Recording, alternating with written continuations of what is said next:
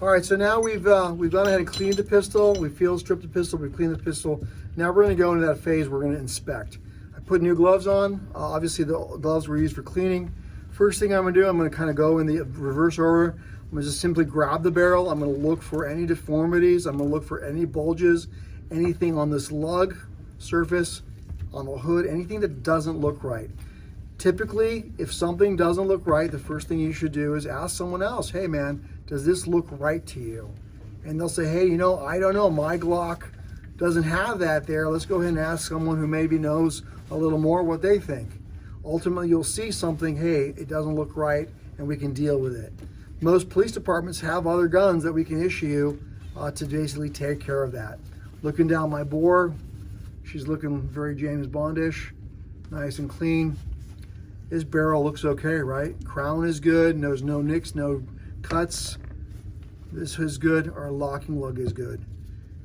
Our barrel locks up here in the slide lock of the Glock pistol, and the hood locks against the slide to basically cause the gun to lock up for accuracy. So we've done that, we'll put it aside, we'll cover now the slide. Slide once again, we'll look at the slide. Is this recoil lug good? You'll see a little wear here of your locking surface, locking block. But for the most part, we're checking extractor, we're checking firing pin plungers, checking for coating. Look, does anything not look right? You'll check your sights, right? Make sure your sights are still kind of centered. Some guys will paint their sights to make sure that if they come loose, they knows. So this slide looks pretty good. There's no chips, no dings, other than the nice, beautiful wear marks that we see from carrying this gun on duty in our holster. Same thing goes with our frame. Go ahead and look at our frame, looking at our trigger group. You know, sometimes you can go ahead and get in here with a cotton tip swab, and here you might see some carbon in here like is in my gun, right? So really didn't get in there with that brush, but we can go ahead and get here with a cotton swab and try to rub that out in terms of getting that carbon out of there.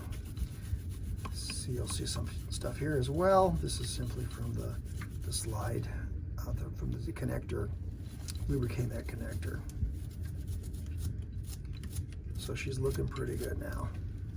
Okay, no real carbon here. Our light, good to go. We put our light back on our frame, simply insert, clip, push forward. So that you have 4 lugs that are running the slide. They all look good. Your ejector is here, right? 45 at 21, Glock 21 is bent. Your 9mm ones will be straight. She looks good. So we've just inspected. Now we're going to talk about lubrication. Lubrication of the pistol is 5 drops of oil.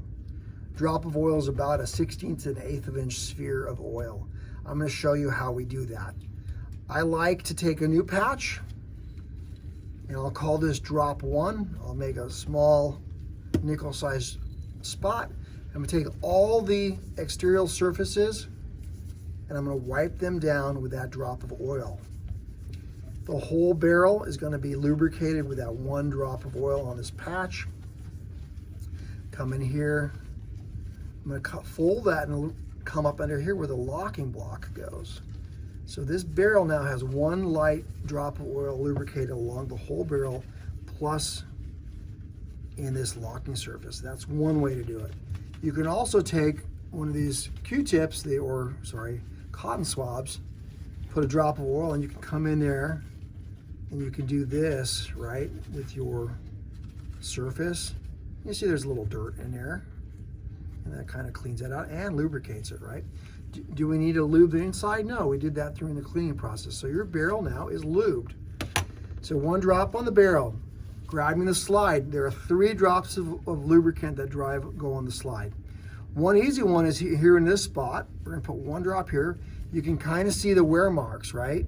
Take our pinky, we're gonna brush that here on those wear marks and on this surface here, which locks the barrel up, right? So there's 1 drop of oil there. Now I'm gonna put 1 drop of oil in this rail and 1 drop of this rail. I'm gonna cheat now to stay away from here and put 1 drop here and 1 drop here. What you can do, once you put the drops there, you can simply put this up like that and allow it to run down that rail. We don't lubricate this.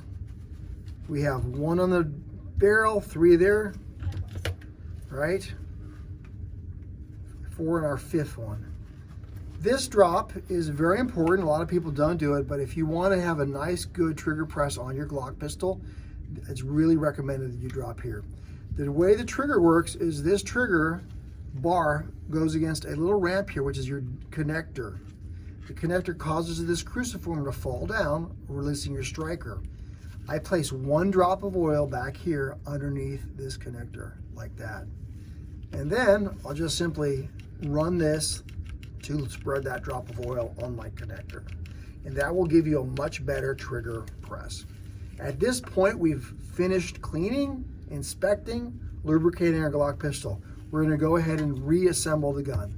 First thing we'll do is we'll take our slide, we'll drop our barrel in, take our recoil spring assembly, insert that in, press down into that notch so it's locked up. At this point, we're gonna place this slide back on the frame. We're gonna have a loaded firearm at this point. This will be our safe direction. We'll pull back, pull all the way back and let go. Slide stop, lock, stop back, visually and physically inspect. We know the gun is clear. So that's our reassembly. Now we're gonna do our function checks. First thing we're gonna do, we know the gun is clear. We're gonna point in the safe direction. On our slide goes forward, goes in the battery. Slide lock is locked up. We push the back of the slide. The slide is now locked up. We know it's not going anywhere. We're gonna go ahead and index our trigger. Trigger safety's pressed, press the trigger back. Does the Glock go click? The Glock goes click. We hold the trigger back. We're gonna run the slide and check our reset. Releasing, the gun resets. Now, at this point, we're gonna go at a 45-degree angle. We're gonna press up 1/2 inch and let go. That is our recoil spring assembly check. Does the gun go back in a battery? At this point, we're gonna come across and go around the side of our trigger. Press back, does that cause the gun to fire? And that is our trigger safety check. One last thing we did, we covered it early. As I go ahead and I index the trigger and press and shake the gun, you can hear that firing pin rattling inside the firing pin channel, knowing that it's not gunked up. And there are your Glock safety checks. At this point, the last thing I like to do is I'll take this silicone cloth and I will just do the metal portion of the slide on the exterior to protect that slide and exterior as it's sitting in my holster. And that gives it a very, very nice patina and a small amount of lubricant to protect it.